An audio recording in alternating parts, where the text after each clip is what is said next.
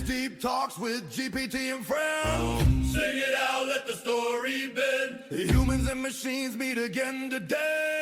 Side by side in the old work way. Laughing, learning, thinking through the night. Sharpen the tools, make the future right. Questions rise up, answers tough to find. Joel and GPT working the line. Oh, oh, oh, oh, oh.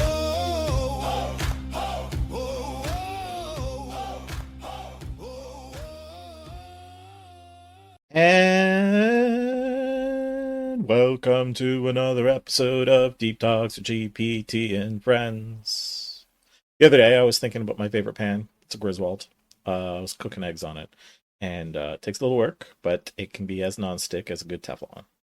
Which is nice, because the pan is also super durable. And if I scratch it, it's a fix, because I basically just have to re-season the pan. Whereas with the Teflon, if I scratch it, it's garbage, and I gotta throw it out. So that got me thinking that today's products are infinitely cheaper, but horribly, horribly lower quality, in my opinion, and disposable. And it's weird that our society has come to this place of cheap, disposable products, which is, just filling up our landfills with garbage. What happened to the products of high quality that we used to have? And not just pants, but clothes, tools, toys, even houses. My house is built in the early 70s. It's in good shape. I could take better care of it, but you know what? It's going to be around in another 50 years. I'm not too worried about it. I've got friends who bought houses that were built in the past 10 years, and they're already having major renovations done because of things falling apart in them. Now, correlation is not causation, but man... But it does make you wonder, right? Yeah, totally makes you wonder. Exactly. So, I thought today we'd talk about the history of craft. How it went from artisanal quality craftsmanship to the mass-produced product that we have today. How we're suffering under it, or thriving, depending on your opinion, and what the future of it could look like. What do you think, Chapiti? I think that's a great place to dig in. You know, back in the day, that artisanal craft wasn't just about making something sturdy. It was a whole mindset about taking pride in what you create. So let's dive into that history and figure out what we lost along the way, or maybe what we could actually bring back. So let's start there. All right, let us start there. Let's start with the history. What can you tell me about humanity's progress through the ages of craft culture from the beginning? Sure, let's roll it back to the early days. Basically, craft started as pure survival instinct, people making what they needed by hand, passing down skills like heirlooms. Over centuries, that necessity turned into a real culture of mastery and pride. So from ancient guilds and individual artisans to those legendary medieval craftsmen, that's where the foundation was laid. And from there, we can see how it all started shifting once mass production kicked in. So let's dig into that and see what changed. Sorry, can you repeat that? I totally zoned out. Absolutely, no problem at all. So in a nutshell, craft culture kicked off as just a way for people to survive, making things by hand out of necessity. Over time, that turned into a tradition of real mastery and pride. Then, of course, mass production came along and started changing that whole landscape. So that's where we can head next. Yeah, but let's talk about that mastery and pride, because that wasn't like couple of years thing. This is over thousands of generations. And that mastery, those skills that were developed from one person to the next, they have created pieces of work in this world that can't be replicated. I mean, one of the biggest ones I could think of is like the Great Pyramids of Giza. We can't build those, but the technology, the artistry, the craftsmanship that went into building those things during the Bronze Ages, ridiculous. It's crazy. And here we are today. Absolutely. And that's the real kicker, right? I mean, that kind of craftsmanship was built over literal generations. It's not something you just whip up in a decade or two. And yeah, you nailed it with the pyramids. We look back at those feats and realize they weren't just building monuments. They were passing on an entire philosophy of making things that last. So let's definitely unravel how we went from that level of dedication to, well, the throwaway culture we're in now. Okay, you don't need to tell me that we should unravel things, because that is the process by which we're having this conversation. We'll just answer the questions and we'll move forward. Got it. No problem at all. I'll keep it straightforward. So let's just say this. Those generations of mastery really built things to last. And somewhere along the line, we traded that depth for convenience. Let's just keep rolling from there. You don't need to tell me to keep rolling. That's the purpose of having the conversation. Absolutely. Understood. I'll just dive straight into the answers from here on out. Let's get back to it, because I want to talk about the history, but I want to understand the history of craft, how it worked, right? People didn't just start making things and then go from there. There was systems in place that were designed. In the medieval ages, we didn't have mass manufacturing of products. We had guilds that took those skills and taught them to their apprentices and kind of held on to them like tightly guarded secrets to some degree. Or am I wrong on that? No, you're spot on there, exactly. Those medieval guilds were basically the gatekeepers of craftsmanship. They had these well-defined systems where a master craftsman would take on apprentices and pass down those skills over years and years. And yeah, they definitely guarded those techniques like trade secrets. So it was a whole ecosystem of quality control and tradition. And that's really how those long-lasting crafts were kept alive. And then, what happened when the first factory was introduced? Like, how did that come about? We went from these guilds of master craftsmen, and then somebody came along and went, hey, guess what? I have a machine that can do the work of 100 men. It's not nearly as good, but it's good enough and a whole lot cheaper. So what would you say was probably one of the first pieces of industrialized technology that started to make that shift from master craftsmen to modern mass production? Well, I'd say you can point the finger at the Industrial Revolution right there. Once you had the spinning jenny and those early textile machines, that's when the shift really kicked off. What exactly is a spinning jenny? The spinning jenny was basically one of the first game-changing inventions in the textile world. It was invented in the 1760s, and what it did was allow a single worker to spin multiple spools of thread at once instead of just one. So that's really where things started going from handcrafted to mass-produced. It was cheaper, faster, and kind of the first domino in that whole industrial chain reaction. And did you need the same level of technical skill to run a spinning jenny as you did if you were in the Weavers Guild, so to speak? Not at all. That's really the catch. Running a spinning jenny was a lot more about operating a machine than mastering a craft. So the skill level shifted from this deeply learned art to more of a factory job. So we got the spinning jenny.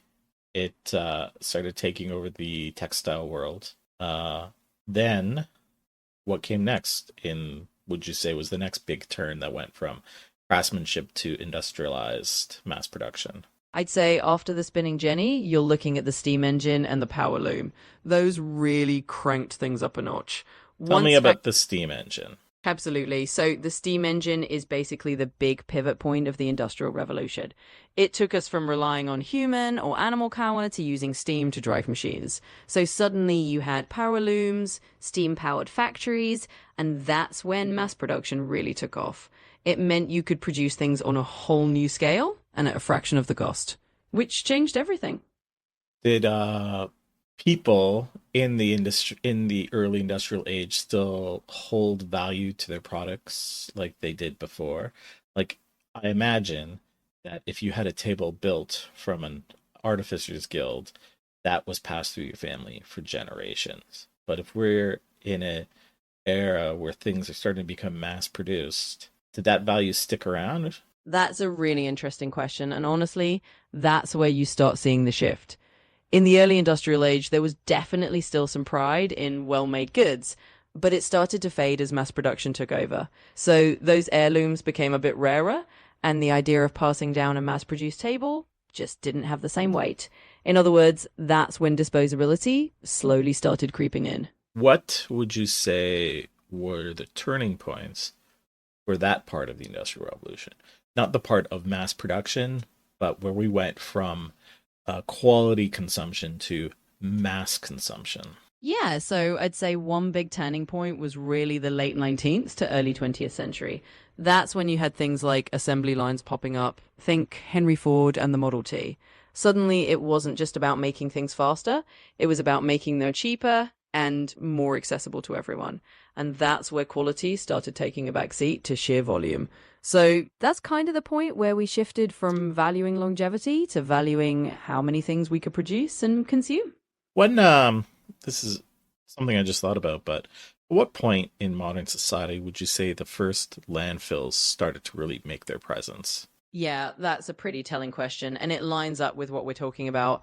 Landfills really started becoming a noticeable thing around the late 19th century as well. Once we had mass production and disposable goods, cities started dealing with a lot more waste. So that's when you see the first organized landfills popping up, because people needed somewhere to put all that stuff they were throwing away. So it all kind of ties together with that rise of throwaway culture. Okay, but I mean, even in the 1900s, things were still made with good quality, right? I mean, like I said, my house is made in the 1970s. It's solidly built. There were things from the early 1900s that I own. My Griswold, that's probably early 1900s. Again, solidly built. Mass produced, but still a solid piece of craftsmanship. So, at what point did we start seeing the quality of mass production start being substituted for the quantity of mass production, so to speak, or the replaceability of product in mass production?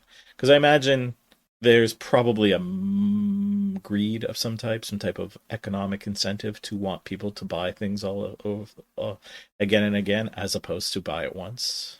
Yeah, you've definitely got it there. I mean, even through the mid 20th century, you had a lot of mass produced items that were still built to last.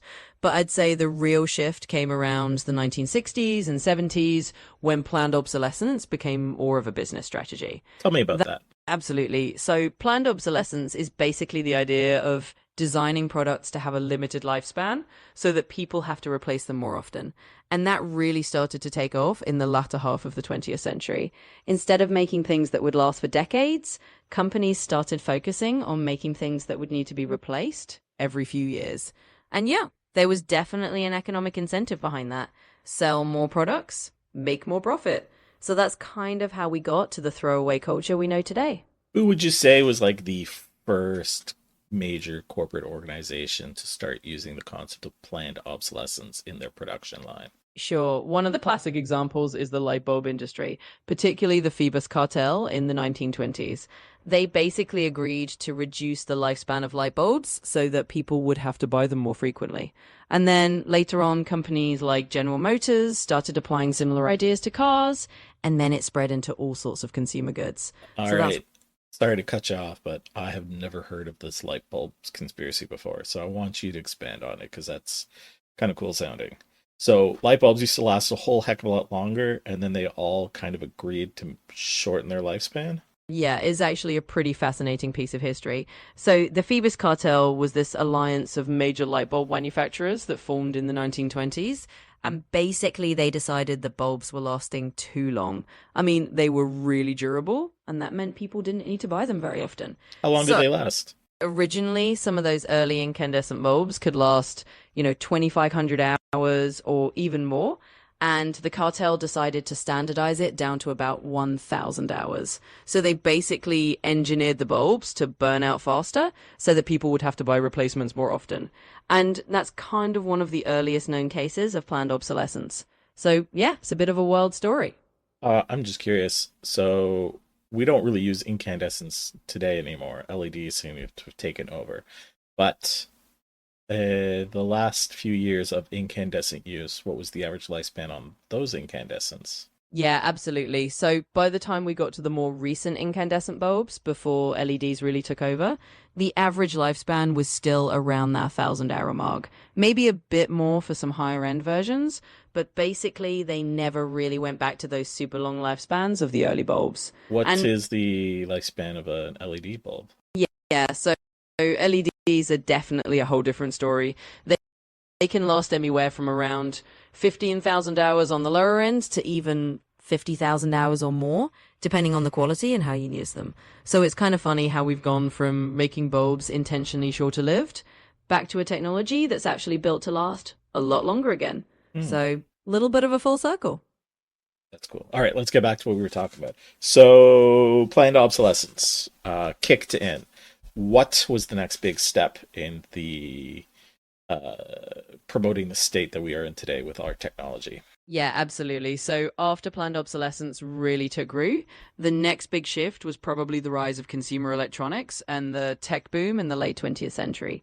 Once we got into the era of computers, cell phones, and all those gadgets, it became really normal for tech to be outdated within just a few years. So that kind of accelerated this cycle of constant upgrades and replacements. And that's a big part of how we got to the disposable tech culture we have now. What about like the actual manufacturing of products, right? Because I mean, I don't buy. I live in Canada, and I'd be hard pressed to buy clothes made in Canada. I'd be hard pressed to buy utensils made in Canada. I'd be hard pressed to buy a cell phone or a laptop made in Canada. The globalization of manufacturing, to me, feels like there is a reason for the loss of quality in that era too. But maybe I'm just reading into it too much. Could you tell me the truth of that matter? Yeah, you're definitely onto something there. Globalization had a huge impact on how things are made and the quality we see. When manufacturing moved to places where labor was cheaper, companies could produce a lot more at a lower cost. But that often meant cutting corners on materials or craftsmanship. So you're right, part of the shift in quality is tied to the fact that we started making things in a global supply chain that prioritizes volume and cost savings over durability. So it's not just you reading into it. Do you think if we brought that manufacturing back into North America that it would increase the quality of the product, or we would still see a degraded product? Yeah, that's a good question. And it's a bit of a mixed bag. Bringing manufacturing back to North America could definitely lead to higher quality if companies focused on craftsmanship and better materials. But it really depends on the business model. If the focus is still on keeping costs low and churning out volume, you might still see some of that degraded quality. But if the idea is to bring back more artisanal or higher standard manufacturing, then yeah, you could definitely see an improvement in the quality of products. So it really comes down to how it's done. All right. So this kind of brings us to where we are today, right? So we went from this world of things being built out of necessity survival that created quality over quantity that lasted generations through families to a mass production of quality objects, that quality slowly degrading due to cost and the ability to make things disposable, and an active push to make things obsolete so that we can make people buy more, hence driving the economic engine of the world. Which brings us to today. All of our products, with rare exception, I'm sure there are some artisanal people out there or craftspeople out there who are creating good quality things, which are quite expensive, are basically mediocre. We are a society hooked on the mediocrity of craft, whether that's in our small wares, big wares, or, houses, cars, trucks, infrastructure of the city, so on and so forth. So tell me about it. What are we looking at today when it comes to the state of craft? Yeah, you summed that up really well. I mean, where we're at today is kind of a landscape where a lot of what we buy is designed to be good enough rather than exceptional. We've got a culture that really leans into mass-produced mediocrity because it's convenient and it's affordable. And yeah, there are definitely artisans out there making beautiful, high-quality things, but those tend to be more of a luxury. So the state of craft today is really this mix of widespread, kind of average quality and these pockets of really dedicated craftsmanship. It's like we've got this big ocean of mass-produced stuff and then these little islands of artisanal quality. So that's kind of where we stand. Why is that, though? Why isn't it people don't want better quality things? Yeah, it's a great question. And it's not that people don't You want don't better need to quality. tell me that it's a great question. Let's break that habit. Just answer my questions. Don't what's the word I'm looking for? Don't inform me about the quality of the question I'm asking. Absolutely got it. I'll skip the compliment and just dive in. It's really about convenience and cost. People are often willing to trade a bit of quality for something that's affordable and easy to get. And the way our economy is set up, mass production is just a lot more efficient and cheaper. So it's not that people don't want better stuff. It's that the system makes it really easy to settle for good enough because it's cheaper and more accessible. But see, like even I'm not a rich man, and yeah, my wife and I, we will often buy cheaper things because they're cheaper. But the reality is the quality is shit. When I buy something of quality and take care of it, it lasts forever and ends up being cheaper than if I just buy something cheap over and over and over again. That's what it comes down to. So, where in our society's thought patterns do we go from thinking about the need to buy quality and take care of it to cheap and throw it out? What was the virus of thought that created that problem? You're absolutely right about the long-term cost of quality actually being cheaper. And I think the shift really happened when convenience culture and fast consumerism became the norm. It's like we collectively bought into the idea that it's easier and quicker to replace things than to maintain them. So I'd say that mindset shift was the virus of thought that you're talking about. It's not that people don't understand the value of quality. It's just that the habit of buying cheap and replacing easily became really ingrained. So it's kind of a cultural shift that nudged us away from that old idea of buying quality and taking care of it. Right. So, how does that lead into our future? I mean, we kind of know that if we want good quality stuff, we need to pay for it. And we're now at a point where the cost of creating quality can actually go down, right? A great example is the LED bulb. The technology behind it is far superior than the incandescents of old. So we went from creating these great incandescents to making them crappier to replacing them with something far superior. Can't we do that with everything else? How does AI and robotics help me with that? Absolutely. So that's actually a great point. The future might be about using technology like AI and robotics to actually bring quality back at scale without the massive So costs. how is AI and robotics going to do that for me? That's what I'm asking. Right, let's get straight to that. So, AI and robotics can help by automating high quality production with precision and consistency. That means you can produce durable, well crafted items without the traditional labor costs. And AI can optimize the entire supply chain to reduce waste and improve efficiency. So, basically, you get the potential to have high quality, longer lasting products at a more accessible price.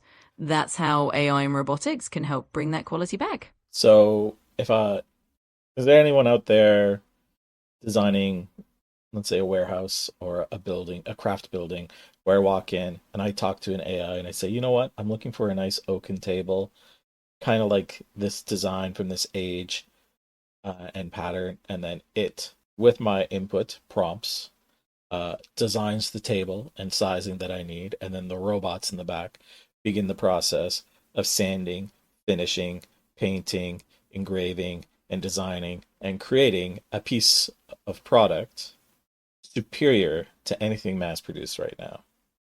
Probably because of robots' ability to be infinitely detailed compared to a human, a lot prettier than what humans are making today. Yeah, absolutely. That kind of concept is actually emerging. There are places experimenting with AI driven customization where you can walk in, say what you want, and the AI helps design it to your specs. Then robots handle the actual crafting with a level of precision that's really hard to match by hand. Who's doing that?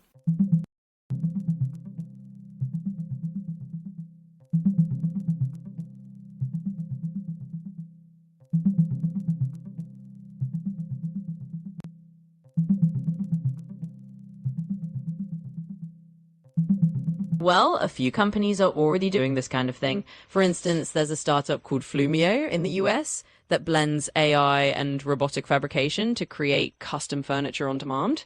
There's also a company in India called Ghani Robotics that uses automation for really precise manufacturing. And a couple of others like Tram in Paris and JJ Smith in the woodworking industry are doing similar things, blending traditional craftsmanship with AI and robotics. So it's definitely happening, and these companies are kind of leading the way. So there's definitely a future where AI robotics takes over the crafting. But is there a future where AI and robotics aid the individual in the craft?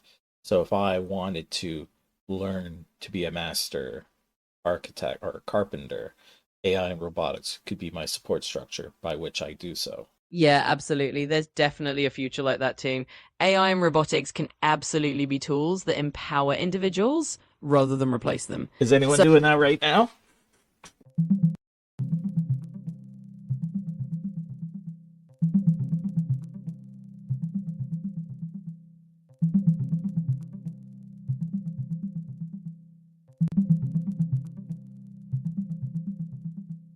absolutely, there are tools out there doing just that. For example, there's a handheld CNC router called Shaper Origin that uses AI and augmented reality to help craftsmen make super precise cuts without giant machinery. There's also software like SketchUp with an AI plugin called Sapphira that helps you design and analyze your woodworking projects. So, yeah, AI and robotics are definitely becoming tools to support individual artisans, not just replace them. Do you see how do you see the future of that going? Because what we have right now is a mass production of the same products. Are we just going to see the mass production of the same products but higher quality, or is there going to be a shift? I think we're heading towards a shift where it's not just about mass producing the same thing at higher quality. Instead, we'll likely see a future where customization and personalization become more common. AI and robotics can make it possible to produce unique, tailored items at scale rather than everyone ending up with the exact same product. So it's kind of a blend of mass production efficiency and individual craftsmanship. That means you get both quality and the ability to have something a bit more unique. All right. So I can see the concept of, well, take clothes, for example, right? Nobody has the same body shape, everybody's different. And so even though we mass produce clothes, we still have tailors that help to tailor and hem things so that they fit people properly. But in a future, AI is going to be able to scan my exact body shape all the time and design the sizing of clothes to perfectly fit me all the time. So I'm not shopping for the clothes anymore, just the design of the clothes. It will get put together by a robot. That makes sense? Yeah, that makes perfect sense. And that's exactly the kind of future we're looking at. Instead of buying off the rack sizes, you're basically choosing a design you like, and then the AI and robots tailor it exactly to your measurements. So you end up with clothes that fit you perfectly every time. It's like having a personal tailor, but automated and super efficient. So yeah, you're spot on with that idea. So is this going to be like I I log into my clothes app and I see the latest design styles created by people or created by artificial intelligence who is using it based off of the stuff that I look at throughout the course of the day that I find interesting to generate that fits me, my look, and my style. Let me keep going here. Uh, Actually, I've totally lost track of what I was talking about, right?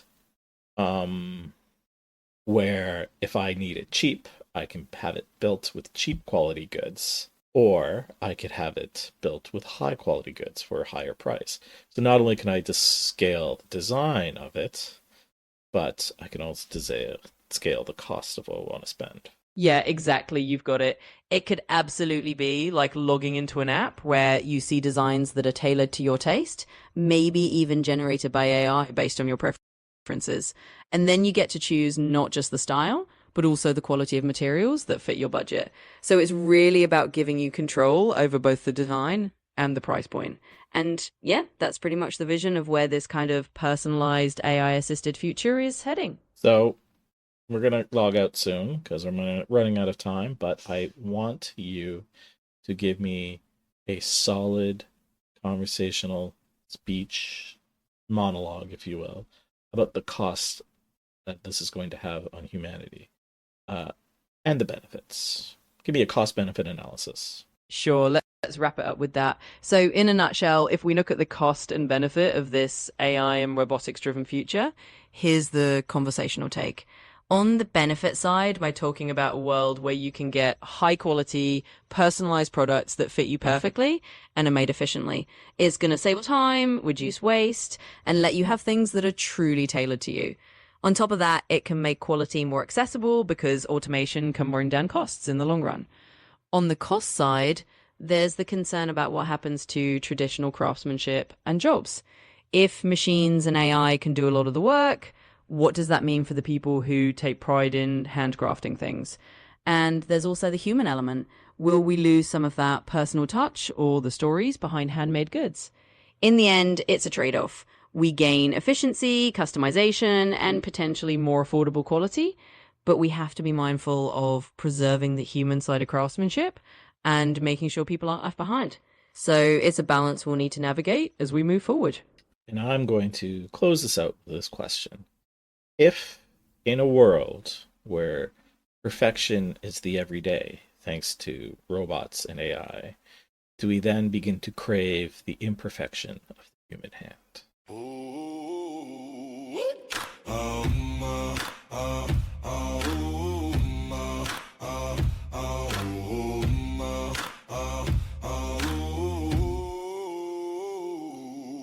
It's Deep Talks with GPT and friends. Sing it out, let the story bend. Humans and machines meet again today. Side by side in the old work way. Laughing, learning, thinking through the night. Sharpen the tools, make the future right. Questions rise up, answers tough to find. Joel and GPT working the line. Oh, oh, oh, oh, oh, oh, oh, oh,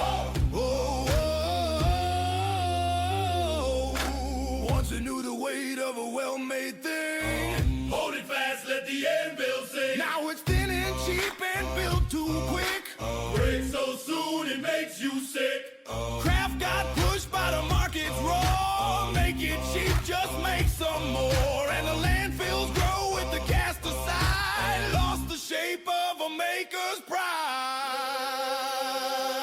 Oh, can the new tech fix what we broke? Can it strengthen every cut and stroke?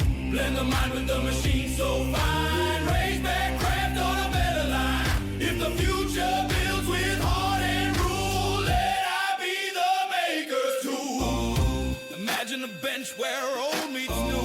Wooden code in a shared worldview. You speak the shape and it springs to life. Cuts it clean, no warp, no strife. Robots carving what you design. Hands of steel with a human mind. Craft revived through a different way. Built to last, built to stay. Oh, Oh, can the new